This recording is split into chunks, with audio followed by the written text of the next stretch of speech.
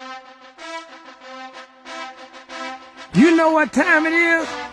It's time to get in the game with your host, Cynthia J.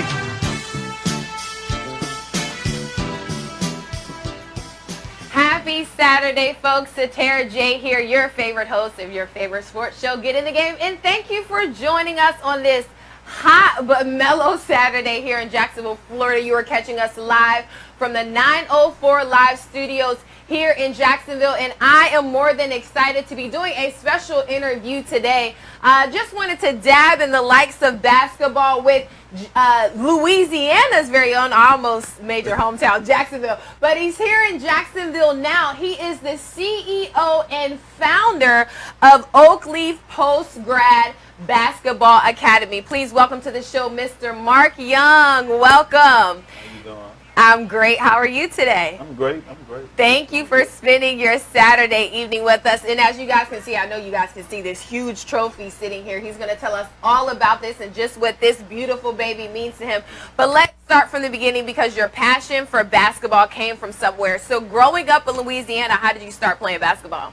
It's crazy. My little sister, my big sister, she's little to me in size now, but my big sister she used to always play basketball, and I would go out there and play with her and play her one-on-one, and then the older guys in the community, I would just play with them, and I ended up getting on a basketball team and started playing at a place called the Sports Academy. It's like world-renowned for basketball players, so I started playing there, just working on my game and working on my craft.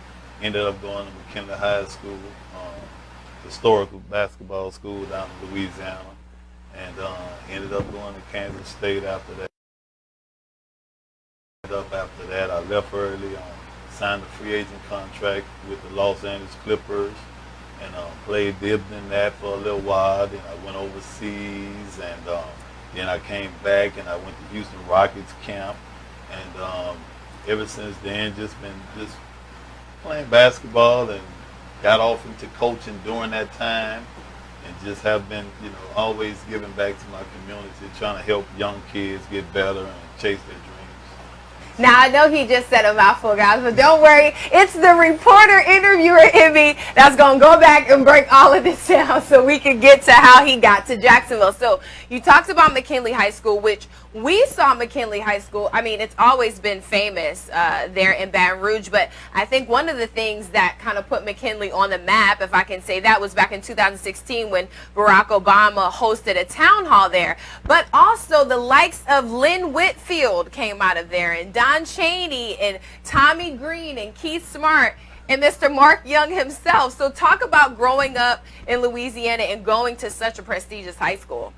Well, when I came up, all my family went to McKinley, so it was like a given that you was going there.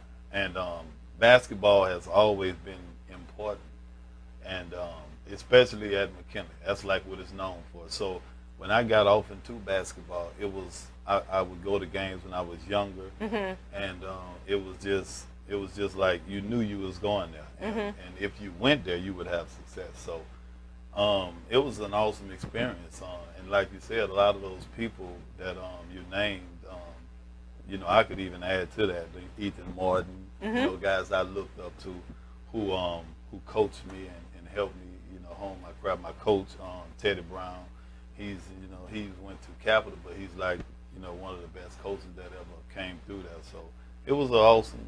It was great. It was great. So going to a high school like that, do you think there's a lot of pressure to succeed in basketball because so many before you have done that? Well, yes, it is a lot of pressure. And it's almost like if you're going to Duke or North Carolina or something like that. If you go into those places, then it's pressure on you to be good. So you're always working on your game. You go to McKinley, it's like if you winning, everybody is on you. I mean, you can ask the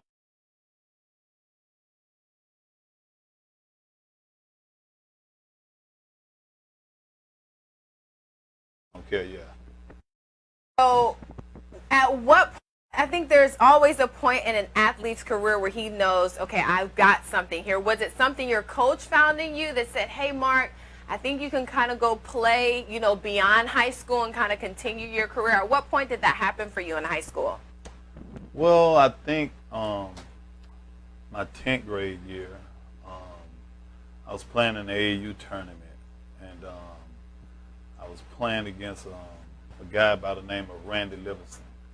He's probably considered the best player to ever come out of Louisiana. Wow. So and you're playing against him. And I played against him. It's crazy. I'm playing against him, and I had to guard him. Oh, wow. So playing against him, we having a good game, and I was playing real good defense on him and stuff like that. And I played him so well, and you didn't just shut him down, but I played him tough enough till they had coaches there seeing him. The next day in the gym, where I was at the sports academy, I had about 15 coaches there to see me. So wow, that guy was that good. Yeah. Till where everybody knew they wasn't going to get him, but they knew, hey, I'm gonna take a look at this guy. So when that happened, and I said, okay, I got a chance to go play this game at a high level. So it sounds like you were a really good defender and you had those skills down packed. Were you one of those basketball players that enjoyed the all-around game, or did you like it better when the ball was in your hands? Well, I played for a coach that you just gonna do what he say do. Okay. So wherever he put me at, that's where you're playing. I had to thrive. Of course, in AAU, I had a lot of more freedom. So I had the ball in my hand, had a lot more freedom. In high school, it was a lot of more structure, and we played team ball. And we played defense. We had to sit down and really guard people. You didn't have an opportunity to tell a coach what you want to do. So you know, it was just different. And so you know, you had all your fun in the summer, but once you get to high school, it was rules, and you stuck to them. And no matter how good you was gonna do it the right way. And so that helped me, especially when I got to college, because it taught me to be able to play, you know, in under control structure, which a lot of kids struggle with, and you just had to deal with that adversity. So that's what you know it was like playing for that coach. Now, just for some giggles, because I know basketball. Growing up, I played basketball as well, and one of the things I hated hearing Coach say the most, whether we messed up or was a part of practice, was suicides. You remember those? Yeah. What was, in your opinion, what's the most difficult thing about conditioning as a basketball athlete that's different from other sports? Well, I just think basketball, you do so much running because the game is so up and down, and you have to be in shape because of the athletes. There's so many great athletes on the floor at one time. So in order to compete, you have to do a lot of running. You just have to, because you can't play the game without running. Right. So it was one of the things that I hated to do. I hated conditioning. I hated it, but I did it because I know in order for me to be at the level that I need to be, I had to do it. But I hated running. I hated suicides. I hated it. And now, like even when I coach now, I use that to get the kids' mind right. Running always separates everything. The weak from the strong, basically, because if you can make it through a practice of suicides, you can really make it up and down the court for the length of a game. So senior season at McKinley, do offers start pouring in immediately? What made you choose Kansas? Well, I had offers from everybody from that 10th grade season on up. I had a bunch of offers from a lot of different schools. What set Kansas State apart from everybody, and it was recruiting. The coach recruited me from 10th grade all the way through. He didn't back off even when other big schools came, and I had Arkansas, Georgetown, Kansas, LSU. I had all these schools, and he never backed down. And I just I developed a relationship with him, and I use those same tactics now when I go out and get kids, because I feel like if you really interested in a kid and you show him interest and you always on his mind, regardless of what everybody else saying. I feel like if you put that type of work in for somebody, it'll pay off in the end. And that's how I ended up going to Kansas State. So let's talk about the transition. So growing up in Baton Rouge, Kansas is definitely not home. Makes me think of Dorothy, there's no place like home. So talk about your transition from Louisiana, being at a place like McKinley High School, and then going to Kansas State where, I mean, I don't know if you knew anyone, but if you didn't, how was that transition for you? Well, it was probably the hardest thing that I ever did, and the problem was just the weather. Yeah. It was so cold. It was the worst, and it's crazy because when I went on my visit, it was very cold. But once I went back up there, I didn't think about it until then. But the weather was just like it was unbearable. It was cold, but the people treated me so well, and it was and the food. The food was totally different. Thank God. You're from Louisiana where gumbo is famous. And you're going to say on live TV that Kansas had really good food? No, I said the food was different. It was different. Okay. Yes. Oh, no, indeed. You said let's be clear. Let's be clear. Okay. No. The food in Kansas doesn't even compare. Okay. To Louisiana. Now they got good barbecue. It's okay. But nah, it doesn't even compare. But that was the culture shock, the food and the weather. That was like, yeah. And also at that time we didn't have social media, so you would get sick because you're trying to call home. And I had a girlfriend at that time, and you know how that was crazy trying to call and do that. So that was just it was different. Yeah, it was very different. And so, but once I ended up getting used to it, it was okay after that. Once we started playing ball, but in the off season it was crazy. So when you got recruited by Kansas and you decided to go there, were you expected to play immediately, or did you have a period where you had to kind of wait and watch those who were in front of you, or did you get to jump in immediately? Well, I walked in, and the coach made it clear that I would have to work for my spot. I didn't get any promises about me playing and no certain amount of minutes, but I did start from day one. But I had older guys that were seniors that was there and playing the same position. They pushed me. They knew I had something in me, so they would push me and just try to get me ready because they knew they weren't going to the NBA or anything like that. But they was looking at, okay, I'm gonna just push this young kid and try to help him get better.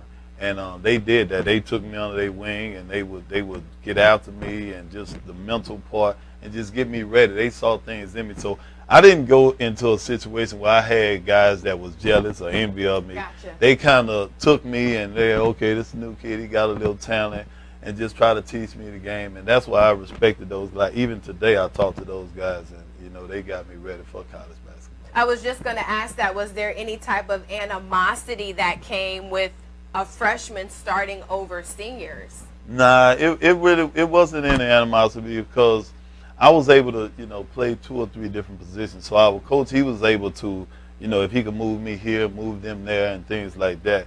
And like I said, I was young, and back then you just it was like whoever was going the hardest and playing, and those guys they knew who they were, so they knew the little weaknesses they had, so they didn't really have a problem with me as far as me starting. They played, and they just wanted me to just compete all the time. So I didn't really go through the situation where guys was envious or jealous of me. I didn't have to go through that. In your opinion, do you think that the competition and pressure that you faced in high school at McKinley kind of prepared you for playing in the Big 12 Conference? Oh yeah. I think that that definitely played a part. I was used to playing in front of big crowds and used to those type of atmosphere. In the summer, I also played grade AAU basketball team, and I played on a lot of little travel teams that played in big venues. And so they prepared me. Matter of fact, the guy that we talking about, Randy Livingston, who I played against, I played with him on some teams. Okay. And I saw how he handled himself under those. So I got a chance to see guys. I played with guys like Gerald Honeycutt, Randy Livingston, all these guys who were big dogs, and I kind of navigated with those and learned a lot from them. So it prepared me for when I did get to. Now, one thing we were talking about before the show started was this new, well, it's not a new rule, but they're going back to possibly allowing kids to go from high school straight to the NBA. Now, in your situation, you didn't go until junior season. Do you think that, just in your opinion, do you think that waiting later on in your college career kind of prepares you better for the NBA, or do you think that what we're seeing getting ready to manifest is not going to be an issue for 17, 18-year-old kids? Well, I think that when I went, I was prepared from a mental standpoint, and when I left, because I was older. Mm-hmm. Now, you talk about a 17, 18-year-old kid and willing to offer him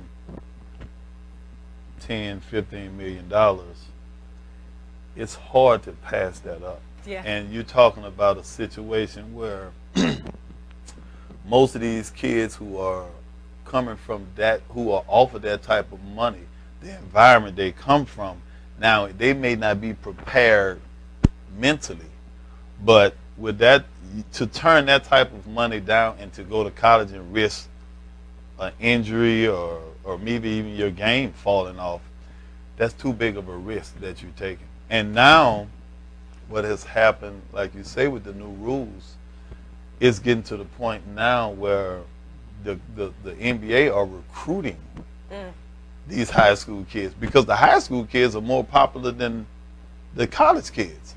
So you're looking at, they're drafting a lot of potential and projections. So you look at teams, look at a kid that's coming out of high school who has 2 million followers versus a college kid that may be good, but if I'm a team that's 15 and 60, 75 or something, and I'm trying to put people in the stands,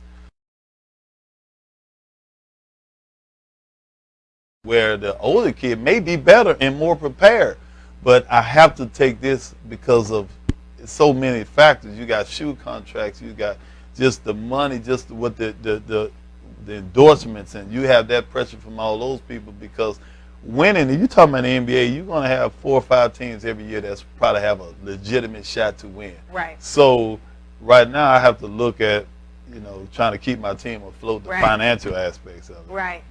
So it's a money move now. It's basically, it's a money move. It's not even about how good kids are. I mean, it's a money. I mean, and it's about followers, and which is so important. I mean, you look at Zion Williams. He was so famous after, when he was 10th, 11th grade. I mean, he was a kid that, now physically he shouldn't even went to college. He was prepared, but I mean, he had to go. So you talk about, a kid who's, he's worth too much to take that risk. And anybody advising him, they would be crazy to say, hey, go to school. And I'm like, I mean, even if you go for 1 year, you're not getting a degree.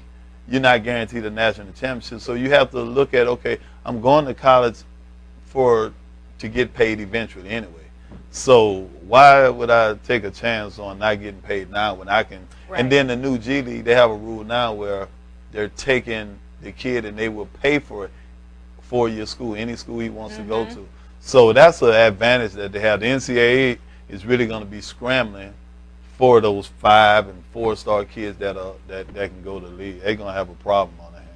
And we'll talk about how or if that kind of affects what you do at your post-grad, but do you think that, in your opinion, because you started playing basketball so early on and you were one of those athletes that played throughout the year, so you go from high school playing into AAU travel teams, do you think that with the way the NBA is changing the rules and the way social media has allowed the entertainer to become the spotlight versus the athlete, do you think that takes away from the game a little bit and the appreciation of the foundation of the game and its grassroots? Well, I think it does take a lot away from the game, because now you have guys who are more concerned with their brand, and they're concerned with trying to generate money off the floor than they are on the floor, because endorsements are so important now to players. And it's important that guys, get the endorsement from Nike, get the endorsement from the rapper who may be running his own sports agency. Right. Because a lot of entertainers are getting into it. Like Lil Wayne, he has his own sporting agency, Jay-Z. So it's like, okay, if I can get The Rock behind me, you're not only making NBA money, but you're making money off the court. You know, you may go make an appearance somewhere, and they may pay you $200,000-$300,000 for an appearance. So that's now so important now. It's almost just like, you know, it's crazy for them to be doing that. It has taken away from the game as far as how hard kids are playing now. So people are responding here on Facebook, so I want to let you know. Tommy says, you have the real deal with you. Coach Young is amazing. But Calvin Nicholas wants to ask, and I want to make sure we get this question on because it's a good question. How can others be inspired by the place they are instead of bouncing around and searching for success? So I think he's talking about staying in one place and finding success there versus, well, if I'm good enough, let me just leave here. How do you encourage kids maybe to find success where they're at? Well, one of the things that I preach to I always try to give kids life lessons about what I've been through. And nowadays we try to protect our kids from failing or going through adversity.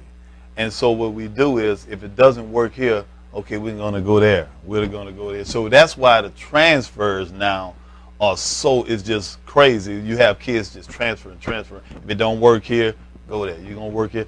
And at the end of the day, what happens is they do all of this bouncing around, and they never dealt with adversity. So when they do get to wherever they're trying to go, where it's still, you're still going to have to put the work in. Mm-hmm. And at the end of the day, you could have just stayed there, dealt with the adversity, pushed through, and make it happen. But it's too many people in these kids' ears trying to tell them that, you know, well, if you go over here, you can have more success. But at the end of the day, just concentrate on being a good high school basketball player or college basketball. I hear guys all the time, hey, I think I'm going to leave after this year. And you're not even a good high school or a college basketball player. Wow. And that's one of the things. I think if they just focus on just being a good player at that level, and whatever happens after that, it happens. It's a bonus if you can go to the NBA because everybody's not going. It's a bonus even if you can get to college because everybody's not going. So my thing is, if you're in high school and you going to coaches, oh, I need to take a lot of shots. I need this. I need that. Just concentrate on doing what the coach tells you to do. If you just concentrate on being a good high school basketball player, you can get to college. If you concentrate on being a good college basketball player, you can get to the NBA.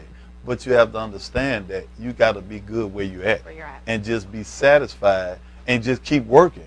Because at the end, if you work hard at what you want, if you do that, you're going to get what it's going to pay off. That's good advice, Coach. So let's talk about, you left Kansas State. You get drafted by the Clippers. What was that experience like for you? Well, I actually signed a free agent contract with the Clippers. And actually when I left, my intentions were to go overseas. And the Clippers ended up calling me in to come for a workout. And I ended up going there, signed a free agent contract, played with them through summer league, went to veterans camp. And it was a great experience. We just was a terrible team, but it was a great experience. It was a terrible team. But I got a chance to, you know, play along with James Collins, who actually, he's from Jacksonville. He got drafted by them, and he played like 2 or 3 years. Something like that, and played with Lorenzen Wright, who, you know, rest in peace to him.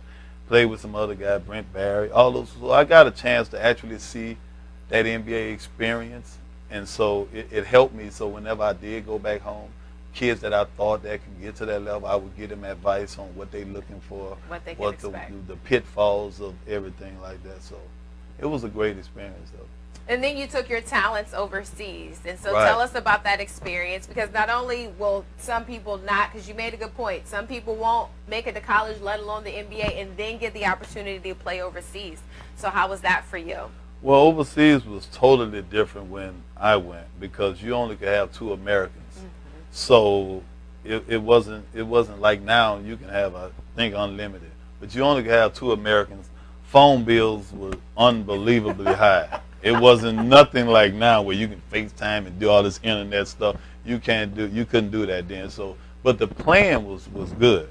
Now we played in some places that was just crazy. I mean, much people throwing stuff at you, spitting on you, and it was just crazy. It was totally different.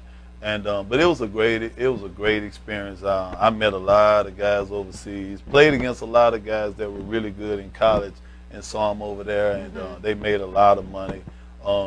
That's one of the things, that you can make a lot of money overseas, but again, you have to be, financially, when you're young and making money, you spending it as fast as it's coming. So I had a lot of good experiences over there. I went to about 5 or 6 different countries, but the thing is, you stay over there for 6 months straight, 10 months straight. So the food is totally a culture shock. Yeah. Because when I was playing, they didn't have they didn't have McDonald's and all that type of stuff. You had to eat some of the native food that they have. So I had some experiences with that. What's one of your fondest memories playing overseas? We won a championship in China in some lower division, and they roasted a sheep. Oh. Now, I didn't know what it was. They were just telling me, just eat a little piece, it's pretty good. And I was like, nah, I ain't messing with that. So it was crazy. I ate a little piece. And sheep tastes like, for those who will never eat it, like myself. Let me explain something to you. When I ate a little piece of that sheep, I'm not exaggerating, I must have ate almost the whole sheep. It was that good. Really? I was like, man, and they brought another one out, and I was eating on that. It was good. I couldn't believe it, but it was real good. So here in America, in Jacksonville, African Americans roast pigs for barbecue, and overseas they eat sheep. So very interesting. Right. Interesting. So obviously at some point you decide to retire and kind of get into the game and give back, like you were saying, to your community by coaching. At what point did you decide, my career playing basketball is over at this point, I'm going to go ahead and retire and focus on the next phase of life?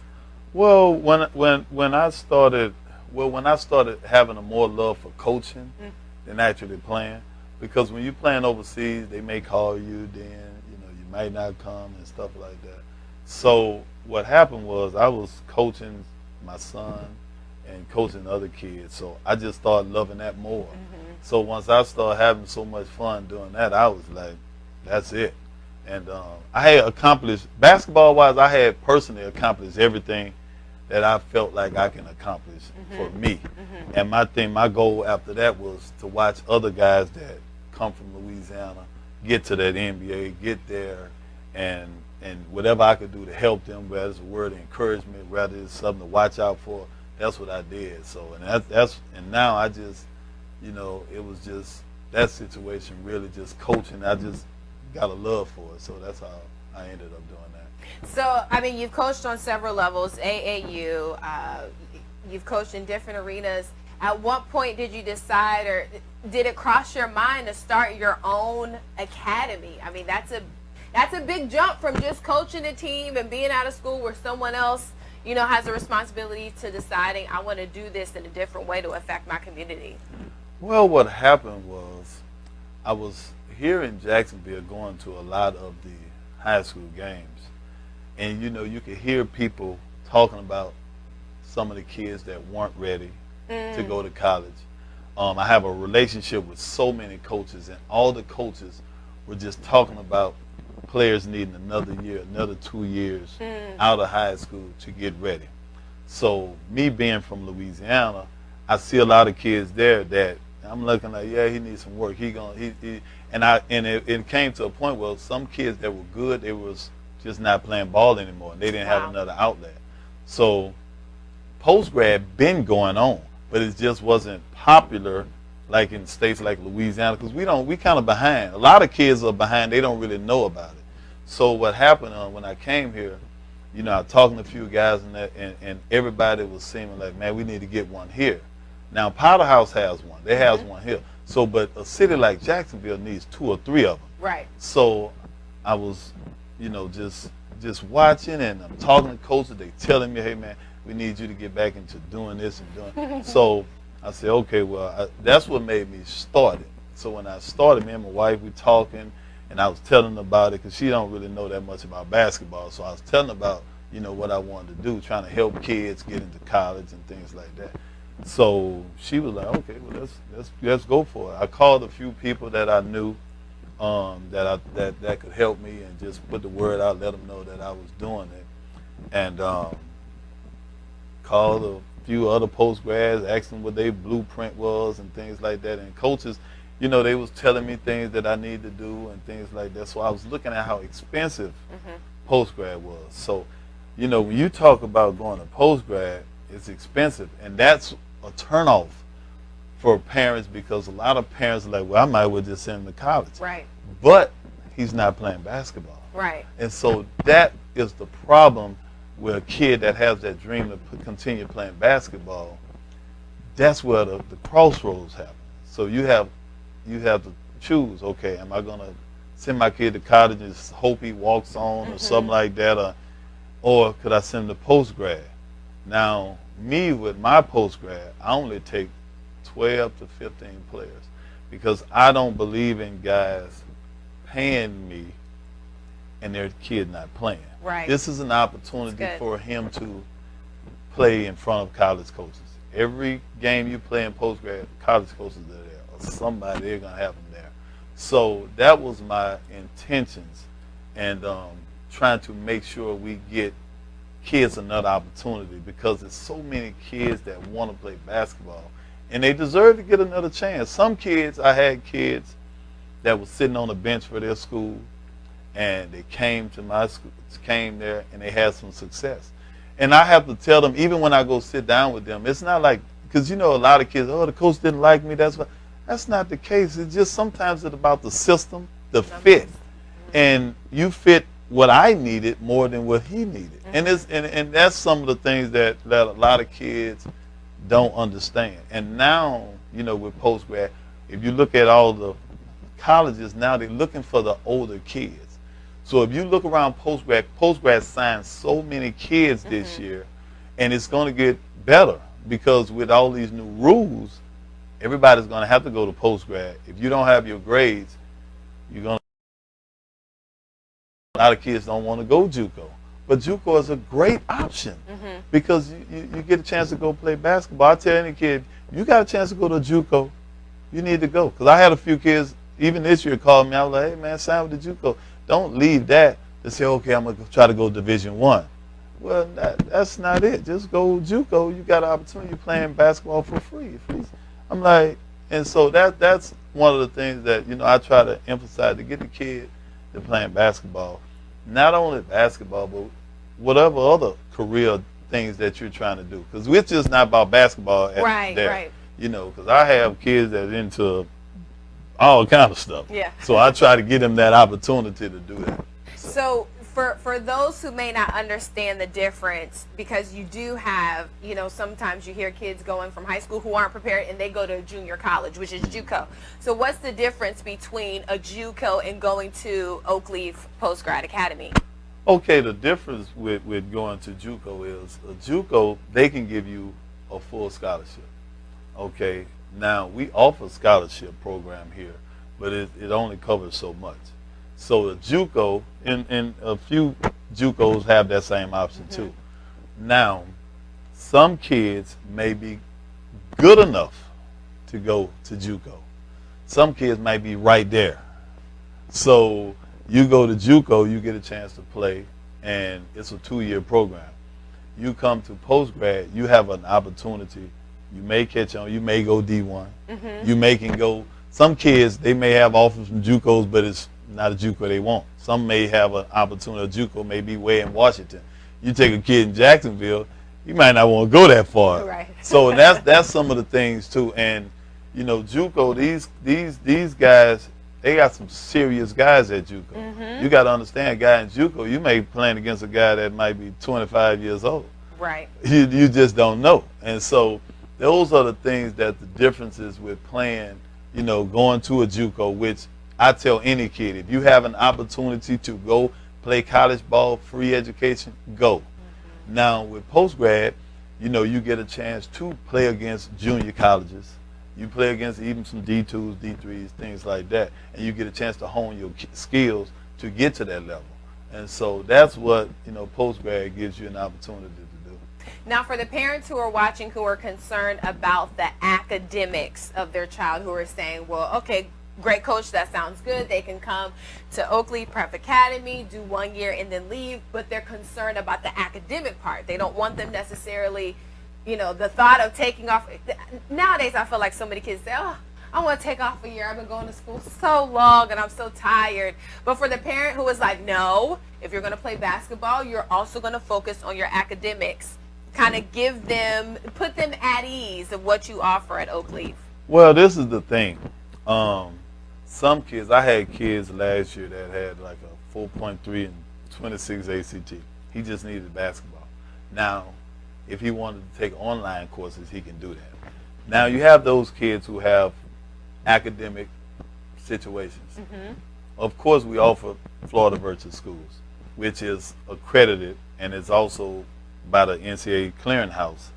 It's also cleared. So if you're a kid that's a D1 kid and you go through the clearinghouse, go through Florida Virtual Schools, you can still play Division I basketball. Great. So, and because everybody wants, okay, will I still be able to play Division I basketball? With kids nowadays, and this is the thing that parents need to understand, because I see this so much. I saw this a lot last year. A kid that you send to school and just saying, okay, I'm going to just send you to school, and he doesn't play basketball, he might not stay there.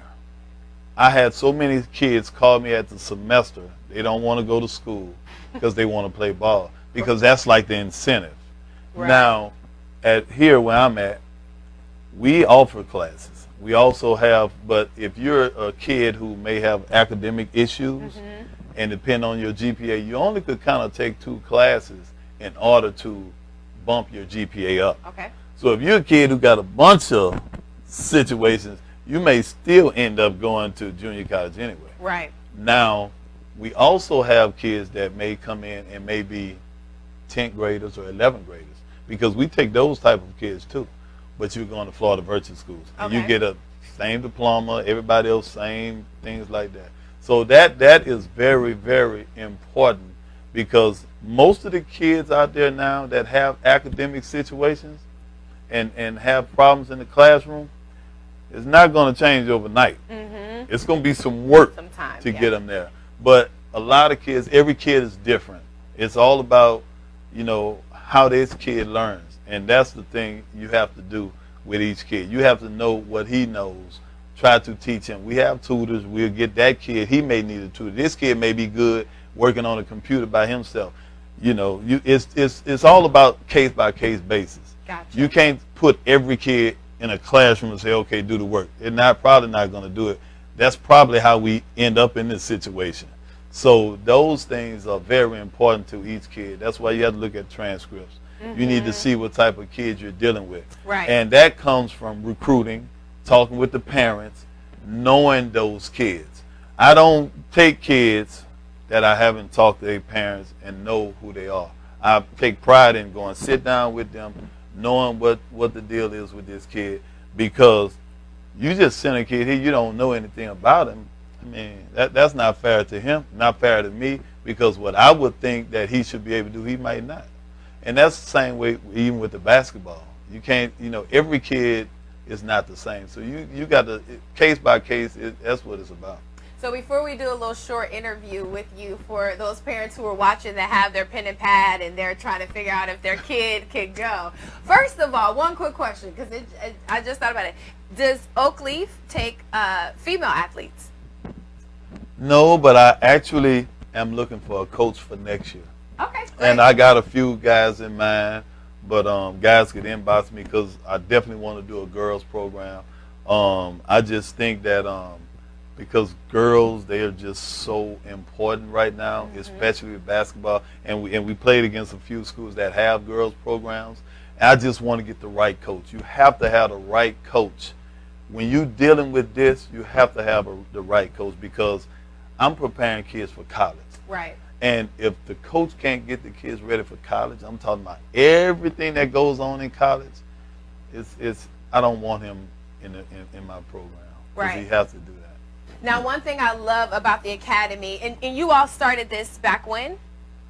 Last year was our first year. Wow. Okay, and you've accomplished so much. So we'll talk about this trophy that's right, this big monstrosity between the two of us. But one thing I do want to mention, and you can talk about, even just your decision to do it this way, is you guys offer a boarding option so that people who are out of state, you don't just take kids here in Jacksonville. You were sharing with me earlier that you actually have more kids that come from out of state. So kind of talk about the two options that you have and maybe helping some parents decide which one will work best for their kid. Well, when I first came here, I thought I could get a lot of kids from Jacksonville. And I understand why, because nobody knew me. And whenever you're doing something new and you're black, Yep. just get it out there. Speak Black up. on, it's going to be a problem because people try to downgrade it. So when I put it together, I offer the kids here first, and I know a few kids and things like that. Try to get out there and talk to them, and just try to get an option to give them the chance to play. But the thing that happens is a lot of these kids are misled, and they're listening to people who have their best interests at heart, but also have their own ego and motives that they're trying to do. So I understand that I'm new here. So I know that people are going to be like, oh, we're going to wait and see. And that's good. That's a good approach, because I'm the type of person, if somebody comes and they're offering something, hey, I'm going to give them a chance. I'm going to see what they got to offer. At least sit down with me and talk with me and see what I got to offer. At least do that. So when I came here, I thought I could get more kids, but that didn't happen. So what happened, of course, I'm getting calls from all kind of coaches that because college coaches call me about kids, because they may have a kid that's pretty good. I want to send him there for a year, because that's my job, to get him ready and go back there. So when I offered the school, and then I had the boarding, because we ended up getting a big house here for the kids to stay and safe community and stuff like that. So we give that option, so if kids coming from out of town, they have somewhere for them to stay, and their mom don't have to worry about them getting shot and coming around the corner or seeing drug activity going on. Because when you're dealing with kids and they're coming here, you want to know if your kid's safe. Right. That's the biggest thing. You want to know if he's safe. You want to know if he's eating. You want to know how he's getting to practice. You want to know those things, because that's important. This is your kid. At the same time, they're grown too. Right. But we not looking at, oh, they're grown and they could do it. Nah, because a lot of kids, they've been living with mom so long, their parents don't know who they really are once they leave. And so that's the funny thing. You sit down with parents and you talk to them and like, hey, let me explain something to you. We got football games here that they go to. So they got Miami like 5 hours down the way. You got Florida State. You got so many things to do here in Florida. So their parents are used to them coming home every night. Now they come here and like, hey, coach, they're on the beach. I heard they're going to a Florida State game. They're staying out there with some. So those are the things that happen, because I even had a parent ask me about curfew. And I'm like, hold on. They don't have curfew in college. We're raising grown men here. That's good. We're going to raise them. I trust this parent to send me her kid, because she's taught him everything he's supposed to know. So he's going to act the way he's supposed to act. I run a tight ship. I have no problem dealing with your kid. I'm not one of these coaches that's going to call, hey, everything he does. No. I have enough life experience where I sit down with him. We talk about some things. Hey, man, watch out for this. Watch out for this. Watch out for this. And I give him my experiences. We talk about this all the time. Every day at practice, I'm giving them some life experience, things that I've been through, things to watch out for. I read stuff in the paper, because you're always seeing young kids getting caught up in the paper. I send it to them, because I want them to keep it on their mind that they can easily get caught up in those traps. And that's some of the things that you have to, to offer parents, because a lot of these coaches, they get your kid on these college campuses, they're not going checking on them. Right. They just expect them to come here, play basketball, and that's it. Right. But it is life issues that kids are dealing with that you know nothing about. I had white kids on my team that I'm not from the same community they from, but I played with white college athletes, and I played with some of my ex-teammates. I would call them, hey man, what you think about this? What did you think about that? My kid, he's kind of acting like this. So I can go and sit down and talk with him and have a conversation with my kid, good. because he knows that I know what I'm talking about, and I can get to the root of the problem. Because our kids, you're dealing with kids, you're dealing with a lot of kids have a lot of mental issues that we don't disclose, and we try to hide it.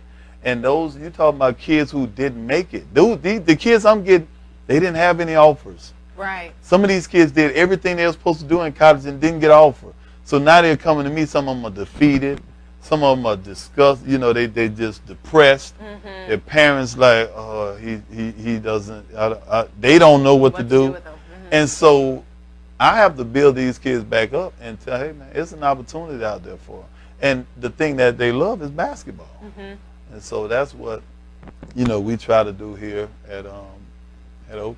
And that's a lot of pressure for one person to handle, and it's just year one. Right. Going into year two, right? So talk about your support staff, because those people are watching, they're probably thinking, is he really doing that on his own? Your lovely wife is here in studio, so I'm sure she plays mama of the team, right? So talk Right. about your support staff here at Oakleaf Prep Academy. Well, my support staff, my wife, Yes. she's right there through everything. This was her first year, and it's a lot of things that I could not prepare her for. She had to understand, because you're dealing with boys who they gonna be doing some crazy stuff. So, they may not clean up the room. Right. They may left stuff in the yard. So I'm at practice, and I get these calls when I'm in practice about what they're doing. So I'm like, oh my God. But we both learning Right. in this atmosphere. That's good. So I have assistant coaches also. I had 2 of those that they're working and trying to come in and help. They're all new to this. I'm the only person that knows about basketball and this stuff. So they're learning on the fly. I have to tell them certain things and do this. I have one assistant who actually, he works, and he's assistant coach for me, and he's assistant coach at Orange Park High School. Wow. So so he's trying to do these things. So it's a great support system, because we all was learning. We all had situations where we was getting frustrated, but my number one, of course, my wife, she's there because she's on the road. She's putting hotels together, getting schedules together, knowing what time we have to do this, because a lot of things I may forget, and she's on top of it, especially like with the kids' food and stuff like that. We might have a bad practice where I'm like, look, You think about eating. yeah, I'm thinking about that, and Y'all she like got to eating. come. Yeah, exactly. So she has to, hey, you got to calm down. Right. They need this and this, and I'm like, hey, I think sometimes she gives them too much, and I that crew that, because she's the mom, so she spoils them, and I hate it, but I just have to deal with it. But it's just she's great, because they sometimes need that mother figure. Right. And Absolutely. and so that does happen, because there's a lot of times that they may be going through some little issues, and I can't but she can talk to them, and she can, she can tell, okay, this is going on. Then all of them have girlfriends, so of course they dealing with those issues. So Right. I'm like, hey man, I don't want to hear that. Don't talk to her. Yeah, she'll talk to them about all that, but so those are things, and it's important that you have the right people around you, because everybody has the same goal. It's just that's really important. And if you don't you don't have those people around you, especially like with my wife, she understands it's good days, bad days, and things like that. She wasn't there. The program wouldn't run as smooth. So and she's juggling a lot of stuff. She does that also on the salon, doing things like that, and she's doing hair. So those are, It's a lot of things. Yeah, it's a lot. It's a lot. Yeah. But it says a lot that in your first year, because the trophy here is 2019 West Florida Invitational Champions, and then this year you guys won USA National Prep Champs in South Carolina. So you've done a lot in just not even 2 years of being established. So, Coach, how do you set the bar for what's to come? Well, I would say this.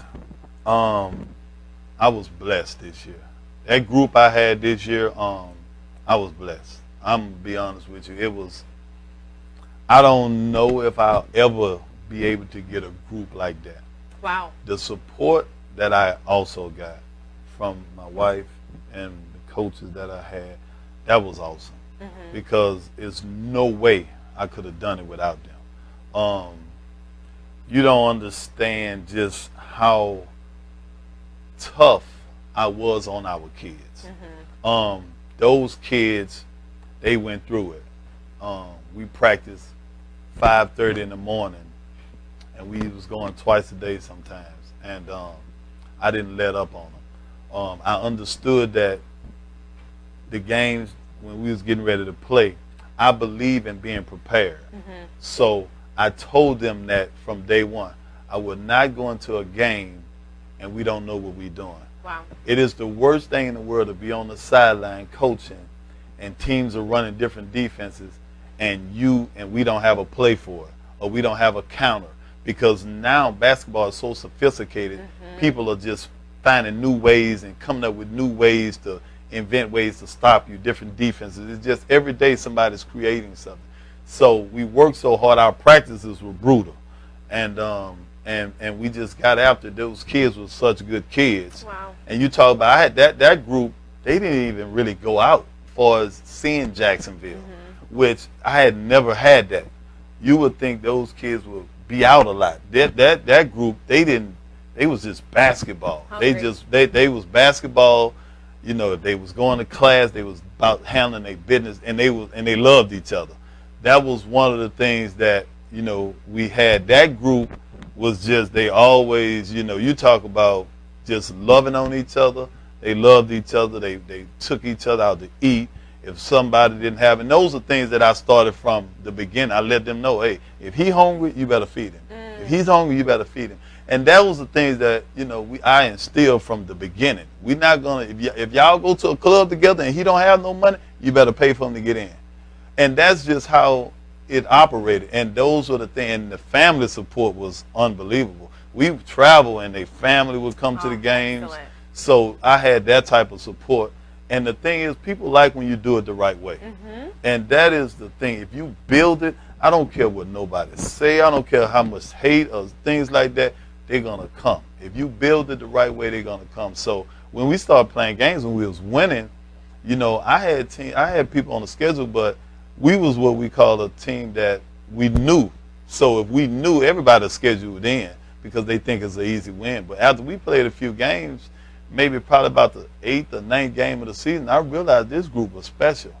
So once we started playing people on the road and things like that, and I looked at every game we lost, we should have won. So those were, and we probably had 2 games that I thought we should have won, but we just came out and we didn't play well.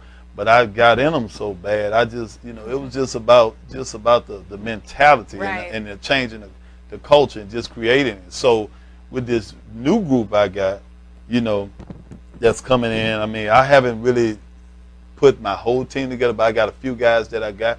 You have to be a pit bull. You have to be to play for me, you have to be ready to be coached. Because let me explain something to you. If I drive across the country to sit down and see you and sit down with your family, I believe you can play college basketball. And you have to believe that. So you're not going to step on that court playing for me if you don't believe you can play at the next level. And that's the important thing with me. I go after kids that believe they can play. I don't want them kids that say, oh, well, maybe I don't. Nah, you can't play for me. You got to believe you good. You got to have that attitude. You got to work like you want it. So when I put you in front of coaches and they know, okay, yeah, that's the real deal. Absolutely. And this kind of speaks for itself, and just to give a little endorsement, because I think what's so important is a lot of times when parents are looking at where to send their kid, one of the first thing you want to look at is the coaching staff. Because nowadays you have schools that have coaches who never even played basketball. And it's kind of like, you know, in the fitness industry, would you choose a personal trainer who didn't look the way you would want to look? So it's the same way with finding somewhere to send your kid to play basketball. This man has the success, obviously proven in the first year going into the second season, and you've had your own personal success. So are we going to see another Prep Post-Grad Academy open up here in Jacksonville? Actually, I've talked to two guys. They're going to open up 2 more, okay, which is great. I've been talking with them, and we actually going to work together, and they opening up to Jacksonville Prep and Lamar Prep, something like that. And Potter's House, of course, they got new coaching staff. I've been talking with them. So we actually all going to get together. And actually DME, we're going to be in a conference. And they got like 20 teams. The guy over it, name is Londo What's Saunders. DME for people who don't know? DME is they're a prep school, post-grad down in Daytona. Okay. They're awesome place, but it costs to go there. You gonna right. You know, but they have they actually gonna be in the conference. We're all gonna play, so it's gonna be a great season this year. Like I said, the guy Lonzo Saunders, who is the director and he's the commissioner of the league, he's putting it together. So it's gonna be and we have way more games. We have probably about 30 games right now.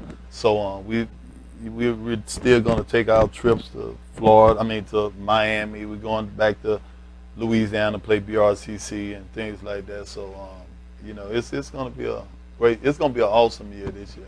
Yeah. Bringing home another championship. Let me explain something to you about championships. And when you talk about national championships, like I told our kids, because this was our first year, I was adamant on, because a lot of people are satisfied when they get there. Mm-hmm. I preach to them, I don't just want to get there. If we go there, I want to win it. That's it. And I'm like, you know, because we get, hey, wait till next year. I don't want that story. Yeah, I wanted it now. Right. So I'm like, why not us? So yeah. I was big on just pushing that into them.